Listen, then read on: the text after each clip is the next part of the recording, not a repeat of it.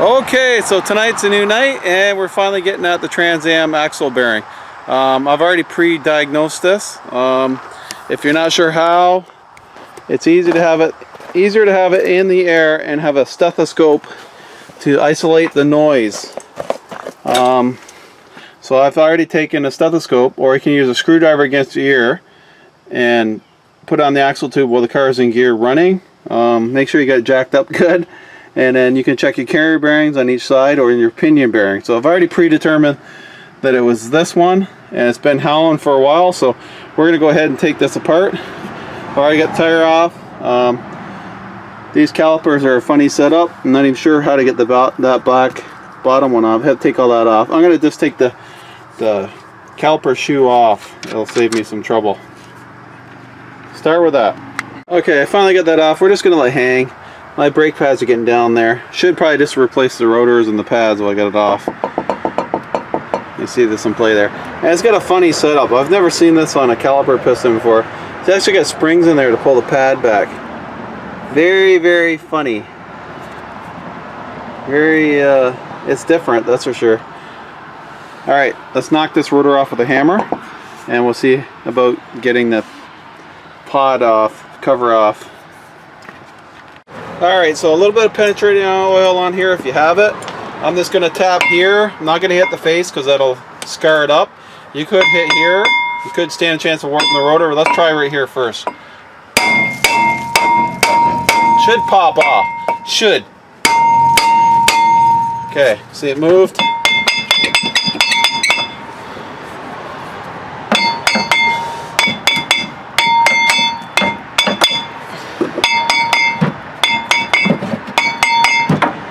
I'm gonna go get my penetrating oil and get this off. Come off easier. Alright, you can see the culprit right there. It's got some in and out play, but that shouldn't matter. It doesn't have any up and down play, so I'm hoping it didn't cut the axle. I'm not sure why this car doesn't have any backing plates, like dust shields they call them, and sometimes they funnel the air into the rotor to cool it down. So let's crawl into here next. We have the car supported by some big blocks. We're going to let the weight of the car down on that, and then we're going to go under there and take that rear end pot cover off. Alrighty, so get yourself something to catch the rear end fluid. I don't recommend reusing it. Don't bother. It's not that expensive. There is going to be pieces of metal all through this. Yeah, you got to clean everything out. We should be doing the other side too. We're going to leave it as is. So there's a bunch of 1/2 inch or 13mm bolts all the way around, about 10. So let's get those off and then we'll go from there. Okay, so there's always one bolt on these old cars that'll actually rust and then round off. Like this one right here. And there's a way to get that out. We're going to take a hammer. Now ball peen works best. You're going to flatten the head of this out a bit, and the jarring action will actually break it free when it's stuck. So mushroom this out a little bit. Then we're come and we're going to drive the socket on there after, because right now it fits really loose. So when you mushroom that head out, it'll expand it all the way down. Don't mushroom it too much, but just enough. It's one of those things done by feel. So I got to put you guys down. I'm going to have to go find a ball peen hammer, I think. We're going to peen that off, and then we're going to put that socket on, and then it should come out, hopefully. Might have to do it a couple times. Alright, see I mushroomed it out a bit. That might not be enough. We're going to try it. Okay, we drilled the socket on there. Now we're going to remove it. Should come out. If it spins, I'm going to do it again until I get it. Alright, if you had a impact driver out here, it would have worked better. Since I'm out in the car tent, away from the garage, I didn't want to run an extension cord in that compressor. Okay, anyway, I got it off. Let's get it apart now. Okay, next part, you're going to leave one bolt at the top, right there. See it? Right, you guys can't see it. One bolt at the top. You're going to leave it on there, and you're going to leave it loose because we don't want this to fly off. So I'm going to take a flat bladed screwdriver and go in between here and just open it up.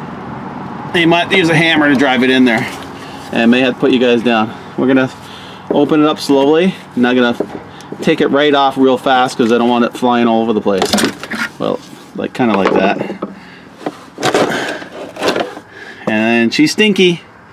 So we'll get a first chance to see in here what kind of flakes have all gone through this. Hopefully it hasn't. These flakes get down into here onto the other bearings, it's not going to be a good thing. So let's remove that pot cover as soon as it drains out. Okay guys, this is going to be a little tricky one hand. Let me get the rest of this shit out of here. Alright, I'm going to have the car in neutral for the next step. You know what? It doesn't look too bad in there, considering how noisy it is. It's actually, I don't see any chunks of steel coming in that fluid right there. And that's a good thing, because they didn't get all the way through. There should be a magnet on the bottom there to catch any. Oh, there it is, actually, right there. Now, I don't see any big chunks on that magnet.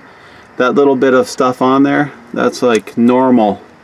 You're going to have that, but I don't have any big flakes, except for that rusted this one on there, but there's no big chunks through there, so that's going to be a good thing.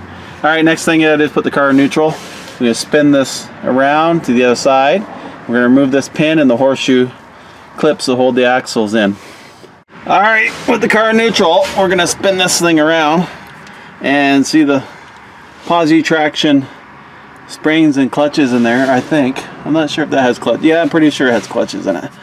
Alright, we need to get the here.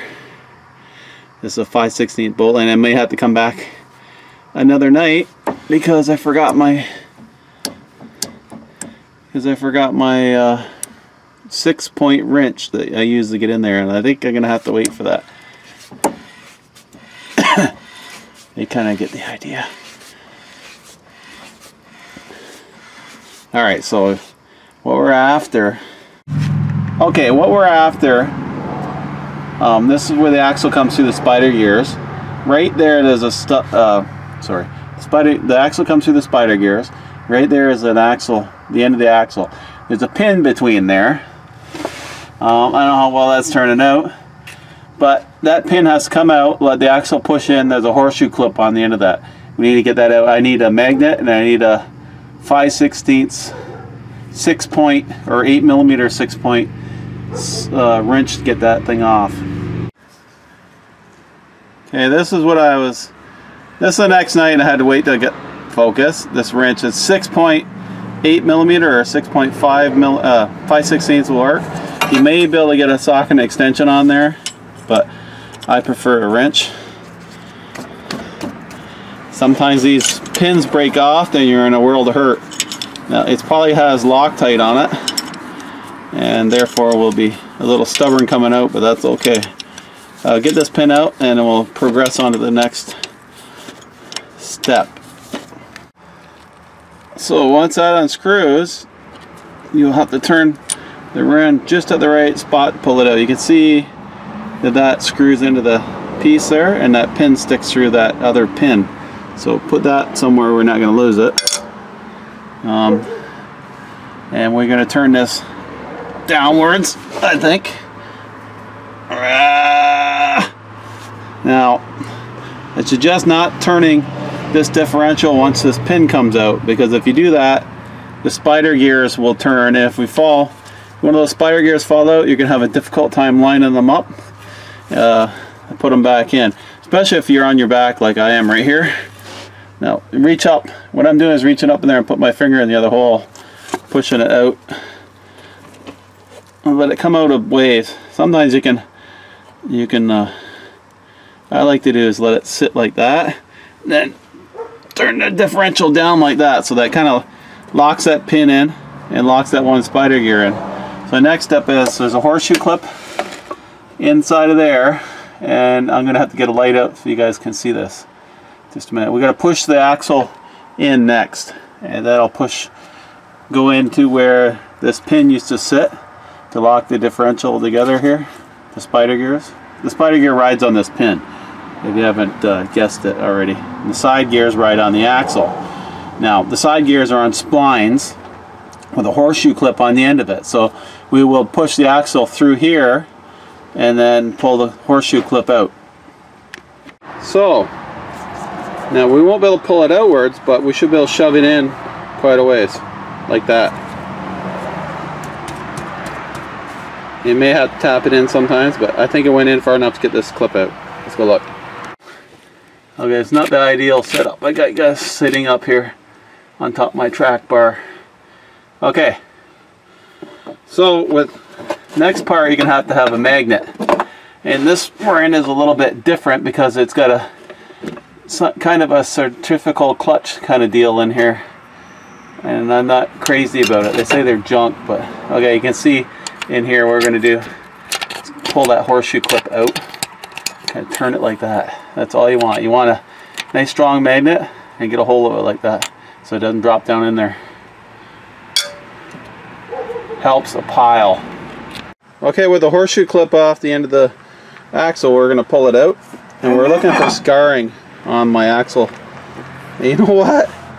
That looks pretty good. I thought it was all chewed to hell, so I have a Seva bearing, which all the Seva bearing does is move the spot where the race is riding on the axle, and it pushes it out here farther, and it makes, like you can see where the seal is riding right now. So the bearing was riding in here, and you can see that.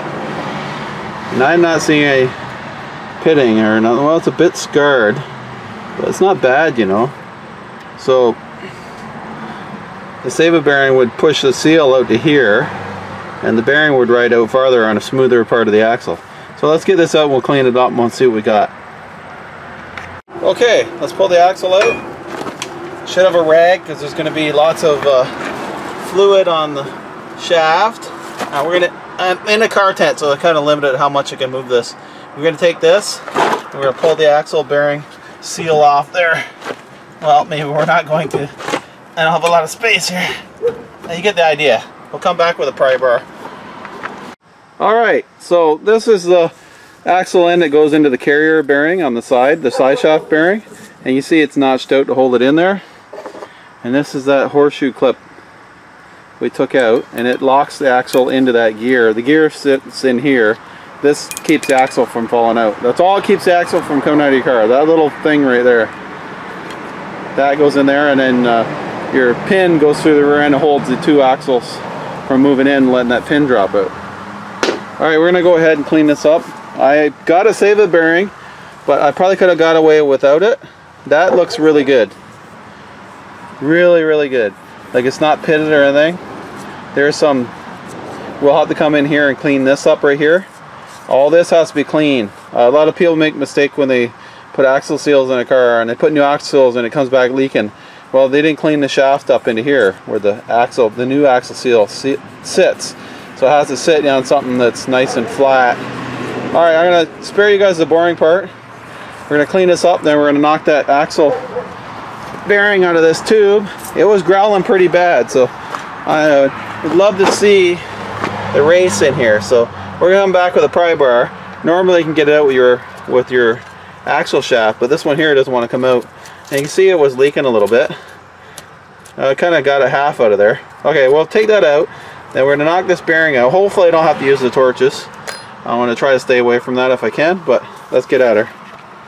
Alright, we dug that seal out with a screwdriver. And it's hard to see. I can see some lines on those bearings.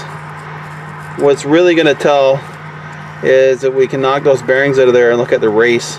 But anyway, let's get the slide hammer in here and see if we can pull that out of there. I'm trying my hardest not to use the torch to cut the race out of there. I don't want the shit getting down in the tube. I mean, you can pack it tight full of wet rags and stuff like that to keep it from going in there, but I'd rather not use the torch if I can help it. Alright, this is not the fun part, and this isn't working too well, but I got the bearings out of there, and we're going to inspect them in a minute. But what I'm doing is pulling the bottom and switching to the top, walking it out of there.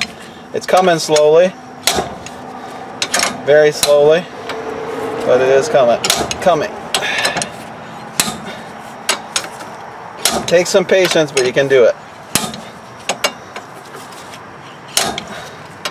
Sometimes it's just faster to friggin' use the torches, but I'm trying my hardest not to do that because it's going to make a mess, and I don't want to clean it up. And I'm not pressed for time, so like at work, we probably would have grabbed the torches by now. Let's work at it, and then we'll inspect it. There, we got her. Okay. Alright, so I'm not real happy. I don't see any pitting on that race. I mean, it's cloudy in some places, and the axle looks really good, and I don't see any big chunks out of these, so it has to be a side carrier bearing up in here, and I'm 100% sure I've already checked that with a stethoscope, but oh well. Let's put the save bearing in here because that's all I have to put it back together with, and then we're gonna have to do carrier bearings. I don't know if I want to get into that here in the driveway. I might have to take it back to work to do that. Anyway, let's put the bearing in there and put her back together so you can at least get an idea of what's going on here. Not happy. Alright, all this does is move the position of these bearings on the axle shaft. It has a built-in seal, and it'll pound right into that groove. This car doesn't need it, but I'm going to put it in anyway because that's all I have to put back in tonight. And hopefully it fits. Now you should probably have a bearing driver. Not do what I'm doing.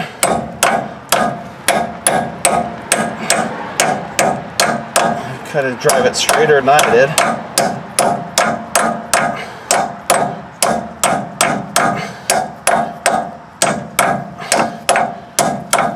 If you hit it right, it'll go in. Straighter than I did. You probably don't want to dent that seal like I just did there. It's more important if you can see I put a dent in it there. And it's on the top, so it's not as bad. If I did it on the bottom, it might start leaking. So watch your angle of your hammer. Don't do what I just did. Now you can hear the difference. It's bottomed out. So all that has done is move the bearings out a little bit farther.